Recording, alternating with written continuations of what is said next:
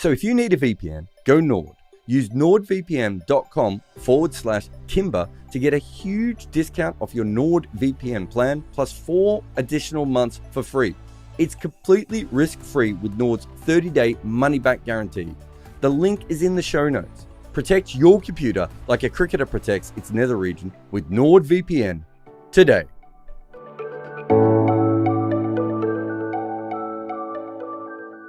Hello and welcome, ladies and gentlemen, to episode 6 of the Crick Picks podcast, in which I, Behram, who you can find at DefMango on Twitter, Estelle Vasudevan, who you can find on Twitter at Estelle_Vasude, the number 1, and Jarrod Kimber, who you can find literally anywhere.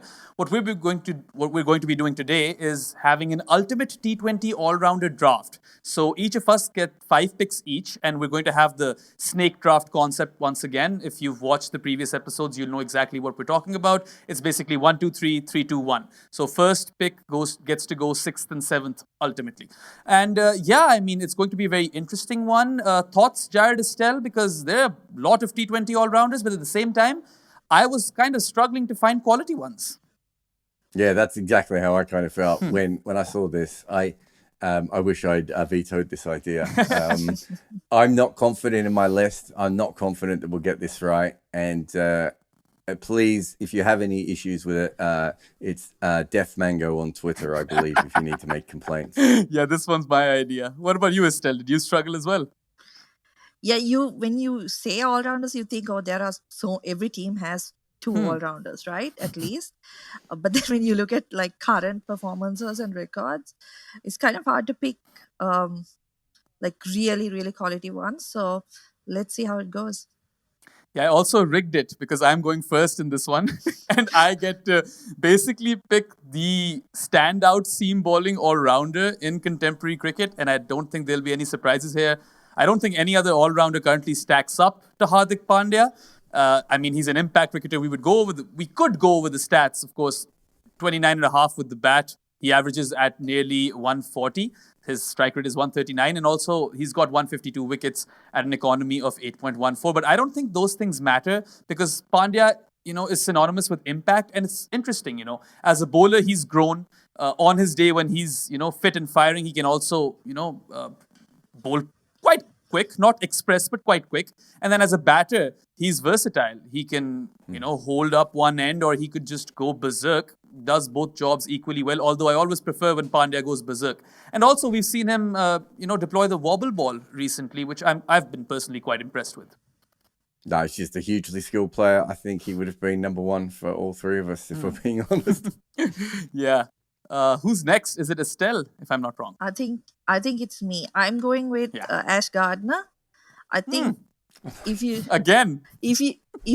look at like we said, it's very difficult to pick players who are doing really well at the moment, right?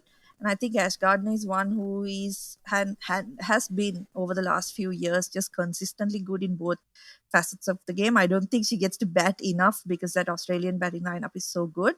But also in the women's game, you don't get that many players who can come down the order and strike the ball like she does. So for that reason, I think she's a clear number 1 pick for me. As Jarrod said, probably Hardik is probably the best in the world right now just because that seam bowling option is so rare. But I think Gardner is a good number 2. Great. I mean, she gets her place in the team even solely as a bowler because she's been that successful. Surprising you picked her ahead of Pez. Pez is about 83 years old though, isn't she? Yeah, fair enough. I think that the Australian women's team has like 1 million all-rounders. And so she's probably the standout, but there's so many other players there that would be very good on other sides or in other sides as well. So I think that's a really interesting one. I am going to go the one I assumed that Estelle was going to go for. And she went slightly different. I'm going to go Hasaranga, whose batting hasn't quite come across at the IPL level as the way it should, but I think me and Estelle have seen enough to know that one day he's going to make runs in more places. Whether I think Sri Lanka might slightly over-egg his batting at times, but his impact with the ball is so high, and he's certainly not. He's not a number 8 who can hold the bat. He's a better player than that. And I think he's probably my tip for number in my first pick. After that, it really is a bit grim. I'm not sure. I've got a couple of different names. One I want to put on the list. No, I'm going to go with Marizanne Kapp. I know she's moving on a little bit, but she's just still one of the most. If you look at her, she's basically an elite bowling threat always, and can bat as high as what, number 4, Estelle? Like on a good day, like she's a proper old school all-rounder in that kind of way. And I think she's absolutely fantastic. As I think there's usually, if you look at associate cricket and women's cricket, there's usually more all-rounders, and part of the reason for that is that their game isn't as professionalized, and so if you look back in the old days of cricket, like everyone was an all-rounder, and as we go on and on, we get more and more specialists. And I think there's probably a few women who in 5 or 10 years time wouldn't be good enough to be all-rounders. Whereas I think she's one who probably would be. Her and Ash Gardner are probably the two standouts there. So yeah, Hasaranga and Kapp for me. Love how in the first 4 picks out of these 15, we've got 2 women already. And I was once again behind the 8 ball. I only searched for men's all-rounders, but I like this. She does this every episode, by the way. Estelle did this with, commentators makes more sense. I think your pick was Alison Mitchell. Then she went with Charlotte Edwards in the ODI World Cup 11 episode. Charlotte Edwards, by the way, in that is gonna. I hope she watches that and realizes that she's been picked ahead of Viv Richards. Yeah, and only because Estelle didn't have Viv Richards written down in her notes. Yeah, but Hasaranga, I had him too. He was my second pick, so you've stolen that one from me, Jarrod. It's you now, isn't it? No, is it? It's Estelle. Yeah. Oh, actually, Hasaranga, I would say I would have picked him, but the fact is he hasn't really gotten runs.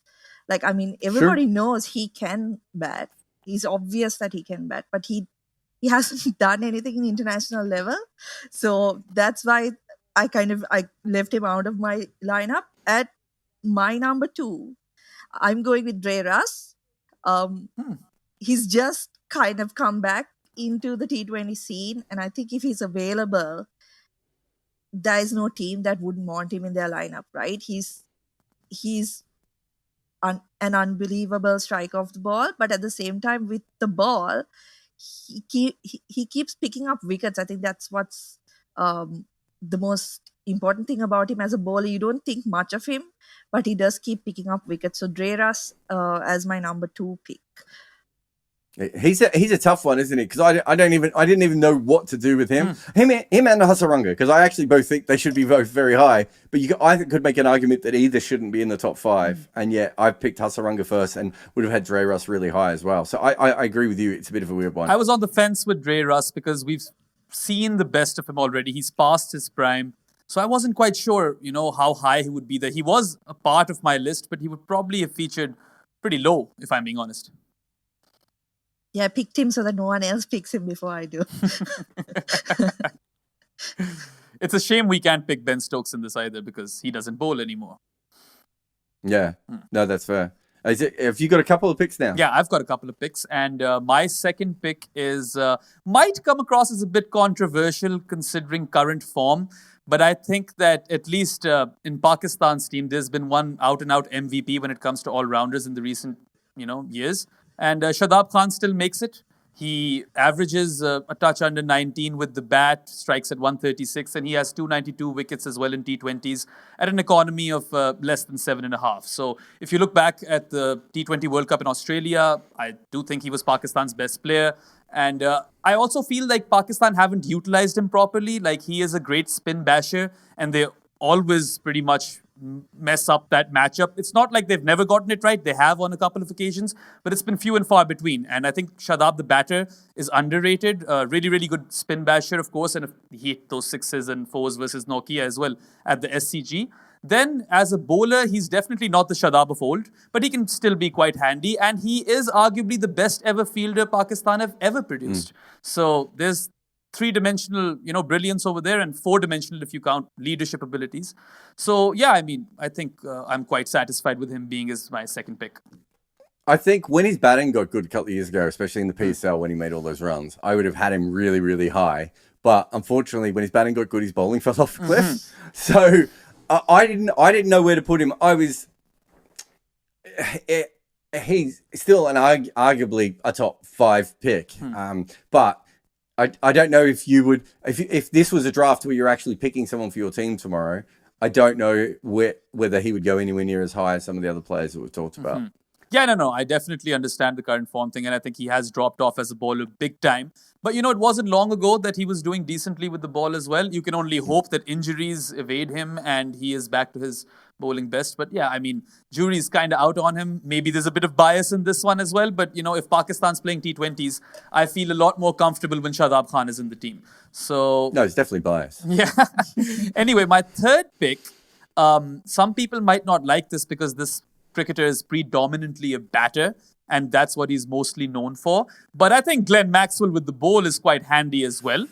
And he's going at under 8 and over in T20 cricket. Doesn't have a lot of wickets, but he's a great defensive bowling option, as many would have seen in the ODI World Cup as well. Sure, he can go for some runs, or a lot of runs on some occasions, but then he more than makes up for it with the bat, because he's striking at over 150, at 153 to be exact. And sure, the average is just under 28, but Glenn Maxwell makes any sort of T20 team stronger. And maybe he's not a 4-over bowler, but he could bowl like a couple of overs and he could be quite handy.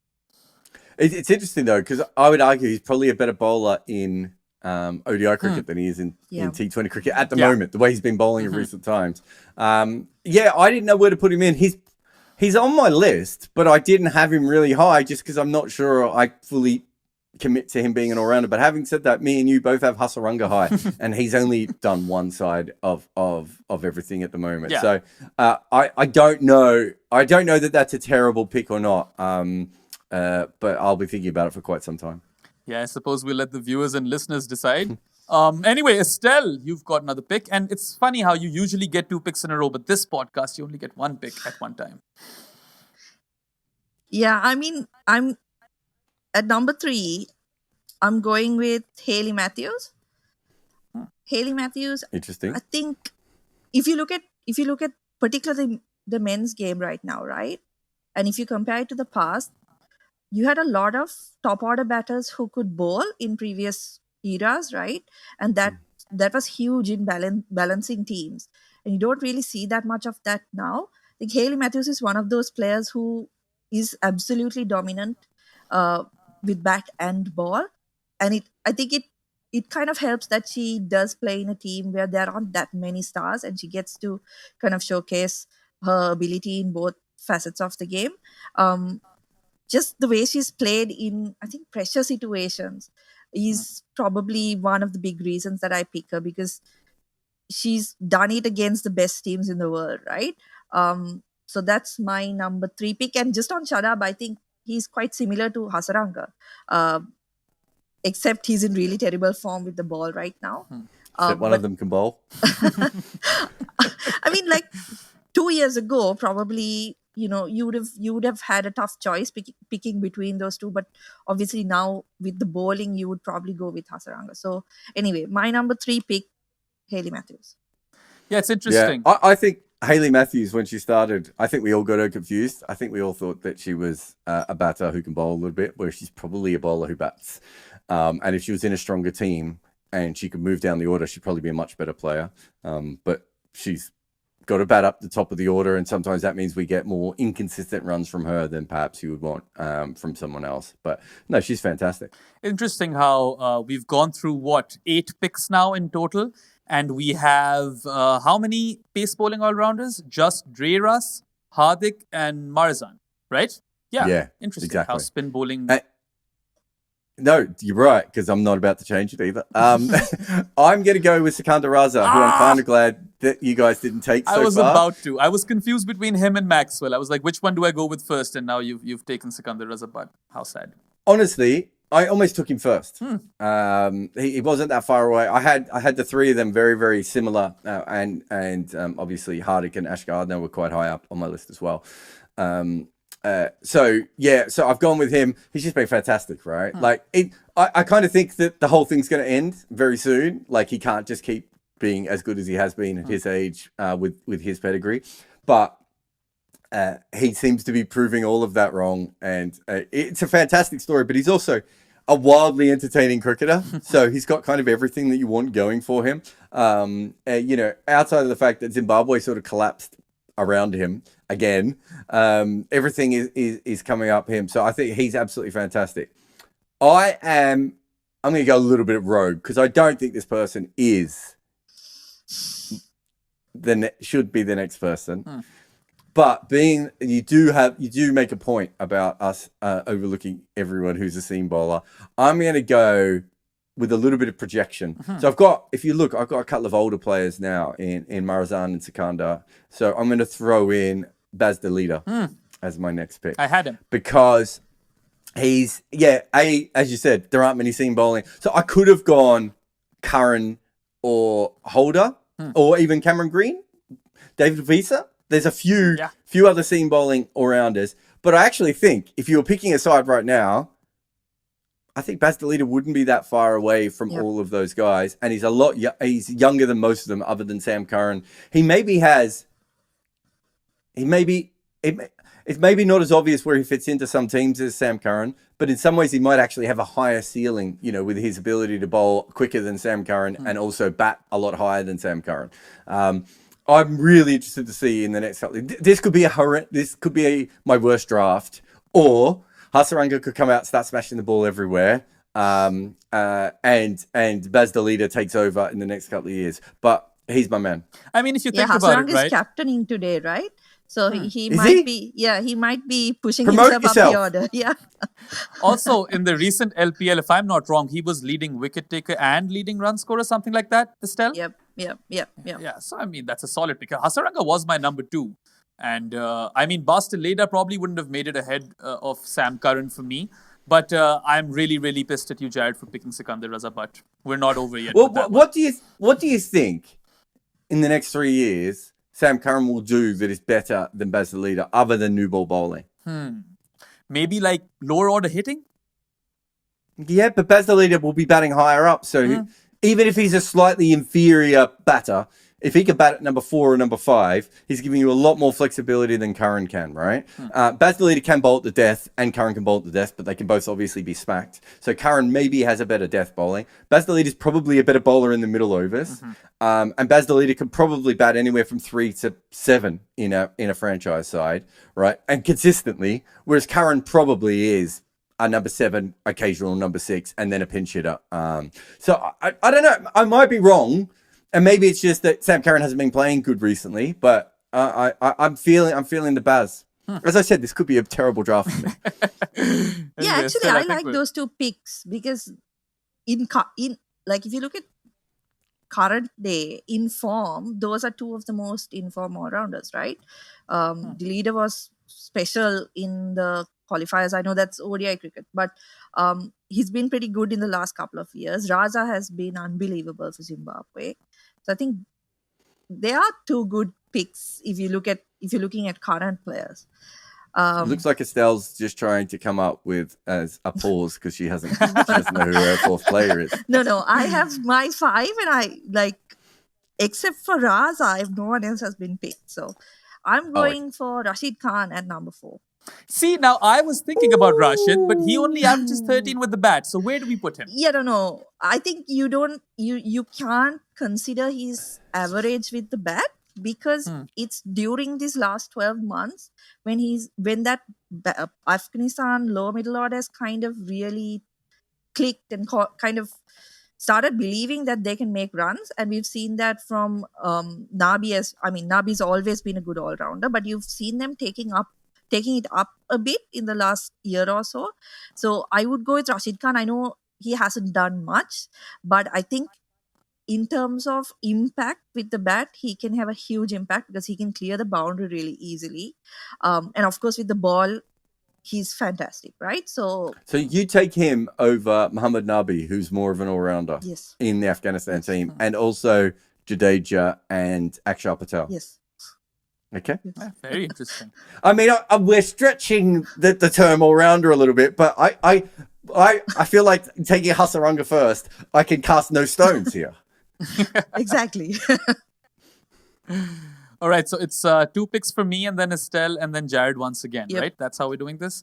Okay, interesting. So my next pick, I don't know. It's again one of those projection picks, like Jarrod picked Pasteleda. I'm going to go with Romario Shepherd. I've been Ooh. really, really impressed with him based on what I've seen or what little I've seen of him of late, especially in those T20s versus England. And this is a guy who's already taken 112 wickets in T20s. Sure, the economy is 9, which is high, but then he's striking at 151 with the bat, and he's also averaging 22 and a half. He is an extremely handy cricketer to have in T20 cricket, and he's not young, but 29, so peak years, and I expect him to have like 3 to 4 solid years here on. And I would keep him ahead of Sam Curran right now, I suppose, because he's had a major drop off, at least as far as his bowling is concerned, ever since he was man of the tournament or player of the tournament in the T20 World Cup. So how quickly the night changes, I suppose. And now I'm really No, let's just stick on Romario for 1 minute. So I actually shared a cab with Romario about 6 or 7 years ago. Really randomly, we're at the same place, and we realized that we were going back to the same hotel. And I found him a really, really interesting, smart young guy. He's probably early 20s at that stage.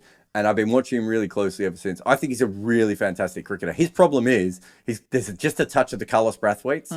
Or he's not quite good enough at either skill consistently to be that star. But as you said, he's hitting peak years. This could be where he just takes a few extra wickets and makes a little bit more runs. And suddenly he goes from being a player you're not sure about to being one of the stars in the world. You watch him against England at times, and you were just like, how is this guy not absolutely dominating every franchise league in the world? Yeah, I mean, I definitely feel like he's got a very, very high ceiling. But I mean, the next few years will tell us whether or not he deserved to be on this list. And I suppose we'll find out. Okay, last pick for me. I am contemplating between 3 players over here. One is obviously Ravindra Jadeja. But when I look at Jadeja's strike rate, it's under 130. Even though he hit that winning shot in the IPL and won CSK the trophy. But I don't know, as a bowler in T20 cricket, I've never been like too pleased with Jadeja. I feel like he can go for quite a few. And then the other guy I was thinking about was obviously Sam Curran, and we've discussed the pros and cons of Sam.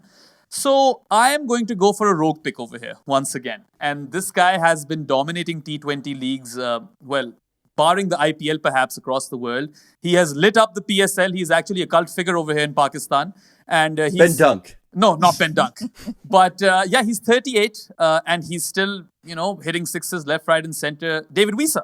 And Wiese, of course, very interesting career. Of course, played for South Africa a bit now. He's this Namibian star and also featured for them in the T20 World Cup, did well for them. And sure, the average of 22.6 doesn't look great, but he's still striking at 144. And with the ball, he's handy, kind of gets batters to hole out and stuff like that. And sometimes he can hit really good lines and lengths. And yeah, again, I feel like he's one of the most underrated T20 cricketers of this last decade. So I've put him ahead of Sam Curran and Jadeja.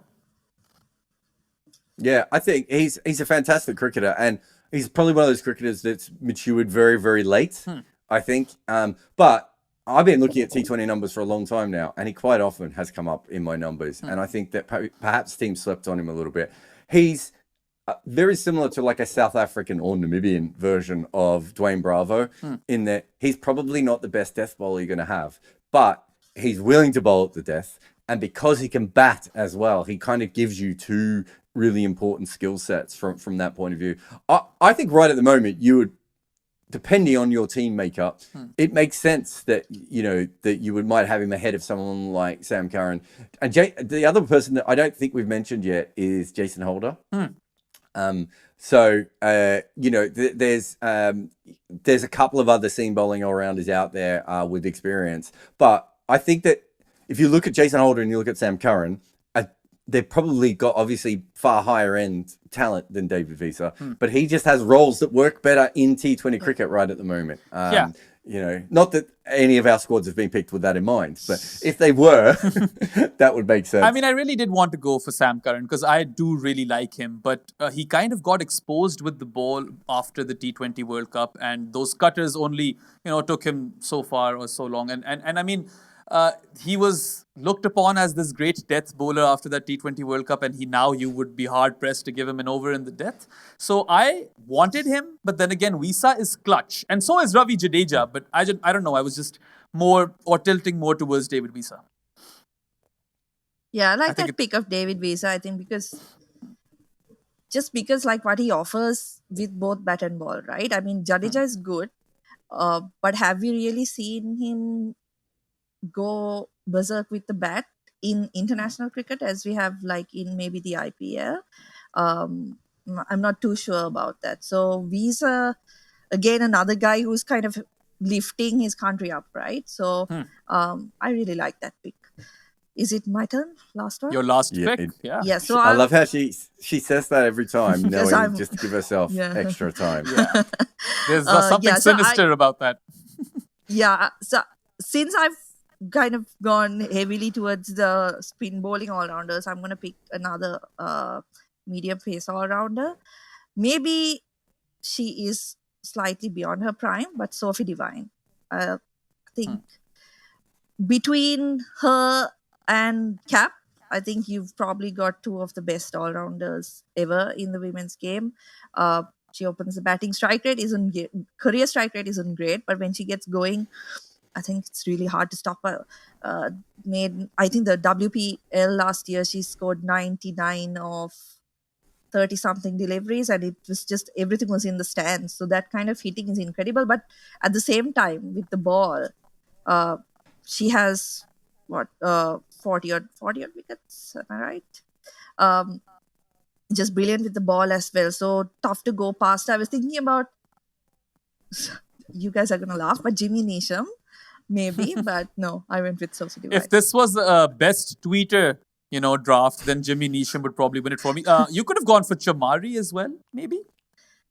Yeah, Chamari, I would have picked her if I didn't pick Matthews. I feel like I wanted to kind of balance things out a bit. Yeah. Fair enough. She has actually 40 wickets in women's T20 eyes.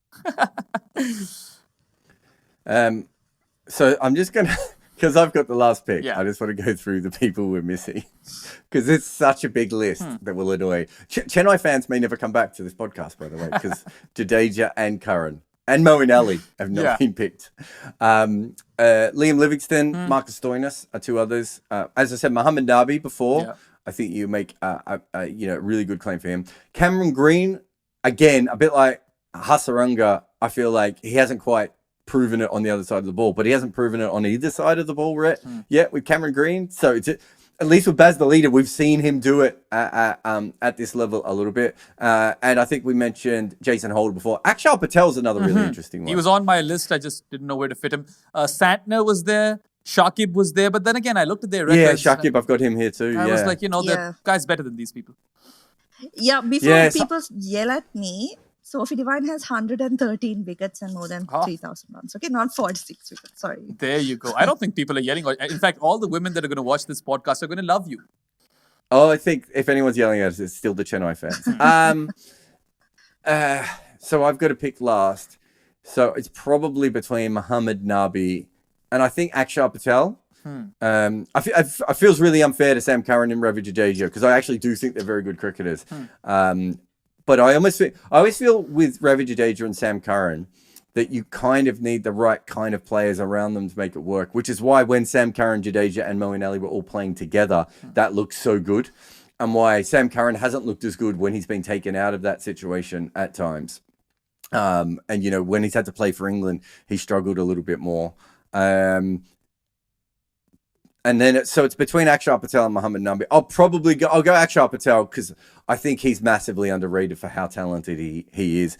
Like in international cricket, he's got 47 wickets at 25, going at about 7.34. But he's got a strike rate of, it was in front of me 2 seconds ago. He's got a strike rate of 144, averaging just under 20 so far. You can bat him probably as high as number 4 consistently. I think, India have certainly tried that before. And I think he's of all those guys, he's improving. I think Sam Curran's the one that could embarrass us all the most, and I still can't believe he's not actually on any of our lists. Yeah. And I think Jadeja's a fantastic cricketer, but I'm not sure that T20 cricket is his best. I think at his absolute best, Jadeja on a wicket that is ragging, and he can just come in and face the pace bowlers in the last 3 or 4 overs. He can still be he would be on this list here. But I think right at the moment, I'm not sure that I would have him right at the top. And I just like Akshar. I just think Akshar's a really good cricketer. And Mohammad Nabi, if Mohammad Nabi wasn't at 74, I'd probably have him on this list. But, you know, he's got on a little bit. Yeah, I like the fact that Rashid was picked ahead of Mohammad Nabi because we are looking at the current state of affairs, right? So, I mean, who would I rather have in my team? It's a no-brainer. Some other honorable mentions, Imad Wasim. He didn't make the cut. And then you have Aaron Hardy, Jared's favorite, Aaron Hardy. Of course, hasn't played international. He's very unlucky to miss out. Yeah. Marco Janssen, maybe another potential, projection pick. He could be great in years to come. And then who else did I have over here? Curtis Camphor, maybe? I'm not sure. I mean, he's there and there. No, that's an interesting one. Yeah. I hadn't really thought of him, but yeah, he's certainly... I was thinking of Delaney as well out of Ireland, who's done quite well of recent time. And Ashwin and Narayan are probably more specialist bowlers that can sometimes do things. But, you know, I mean, if we've got Rashid Khan in this list, those two guys could certainly come back in as well. Yeah. Also, like, I already had picked Glenn Maxwell, so I didn't want to pick another all-rounder who was, too much batting focused because there were the likes of Liam Livingston. Even Glenn Phillips was there, to be honest. I mean, I can't believe... Markram? Yeah, Markram also fits the bill. Another projection pick would have been Azmatullah Umarzai from Afghanistan. Quite impressed with what he has to offer. Logan Van Beek, maybe? Not sure. But so we started by saying there's no all-rounders, and we ended up by not putting Sam Curran or Jadeja in the side, and then going through this entire list. Yeah, I mean, look, it's weird. I think if you look at it, let me just come across to the list. So Gardner and Hardik Pandya, maybe are probably with Hayley Matthews, the only like proper all-rounders there. And by that, I mean, as someone who could probably get picked for either of their skills in a cricket side, right? Not like Hasaranga, you're probably not picking as a batter anymore. Shadab Khan, probably not picking as a bowler anymore, and his batting's probably not quite at that level. Marizan probably gets in as a bowler and probably not quite as a batter. Glenn Maxwell certainly not playing as a bowler, right? Sikandar, yes, but, more towards the end of his career. So if you look at that, even though we're saying there's all these all-rounders, I think what Estelle said before is very apt, is there aren't that many people who are actually genuine all-rounders. There are a lot of players who have one skill and maybe another skill that is not terrible, that can help, like a supplementary skill rather than a fundamental all-rounder. I think that's what I found the hardest of. That's probably why, if you look at my list, outside of Hasaranga, which was the bit of the rogue pick, but the next 3 picks of mine are very much probably people who are a little bit more all-round than some of the others. But it shows you with, Glenn Maxwell and Rashid Khan, how tough it is and where you draw the line. Yeah. The old-fashioned thing of you have to be able to get picked as a batter or a bowler. We'd have like 4 people on this list. Also, I mean, we're thinking from that sort of mindset that what if we're like, at least I did it that way, that I'm assembling a team of all-rounders as is, and I want them to actually play for me. So I had to think along those lines. But also, just based on what you've just said, maybe there's an episode in the future in which we do all-time cricket all-rounders, and that would make for an interesting podcast, I believe. Do wicket-keepers make it? No. No, that's fair. Fuck them. All right, then. You want to do the honors, Jared? You want to announce the top 5 for each? So Estelle went Ashley Gardner, Andre Russell, Hayley Matthews, Rashid Khan, and Sophie Devine. Behram went Hardik Pandya, Shadab Khan, Glenn Maxwell, Romario Shepherd, David Visa. And I went Hasaranga, Marizan Cap, Sikandar Raza, Baz Dalida, and Akshar Patel. I think who should win that? I think I'm going to win this one. I think you might. Oh, but you got Shadab second. I think you've got to be more cunning with this. You could have picked Shadab last. We weren't picking Shadab, right? Don't put if you did that, I think this list. If I picked Rashid ahead of Shadab, and that would be like a clear-cut win, I guess. Yeah, I don't know. I mean, Estelle's is interesting because she has even with Sophie as well. Sophie's less of a genuine all-rounder than the other two. But she's gone with like proper all-rounders and then just thrown in Rashid Khan and just be like, well, he batted good last year, so he's fine. So yeah, I don't know how everyone will feel about this. I don't think any of us has a rock solid list here. As I say, coming in, I did not feel comfortable about this. I don't think I've picked well. I'm not sure any of us have, and I'd like to apologize ahead of time to the entire Super King fan base. But yeah, I mean, I guess whoever's listening or watching, let us know what your picks would have been in the comment section below. And of course, if you enjoyed this podcast, like the video, share it with your friends, and subscribe to this channel and Jarrod's other channel. We'll be back next week with a Crick Picks episode 7. That's all for now. Goodbye. A lot of people complain that I'm not a former cricketer and so that I don't really know the game. Well, you know what they can't claim? That I don't know desks. I've been using desks for years. I'm a collector of desks, old and new, and I am sitting on a new one right now. I am the Don Bradman of sitting at desks. So when I tell you that the E7 Pro next generation height adjustable desk from FlexiSpot is legit, this is like Michael Jordan talking to you about sneakers. This desk holds 160 kilograms. It is as stable as anything I've ever seen, and it has under desk cable management. But really, the main skill here is that this desk rises and falls at the push of a button, and it moves super quick. And it has so many settings that remember your favorite heights. It really does it all. And I could not recommend the E7 Pro from FlexiSpot anymore, even though I am currently sitting on one of FlexiSpot's BS12 Pro multifunctional, adjustable, upgraded fabric, ergonomic chairs. My butt and computer have never been happier than when using one of FlexiSpot's products. So get over to their page right now for big savings.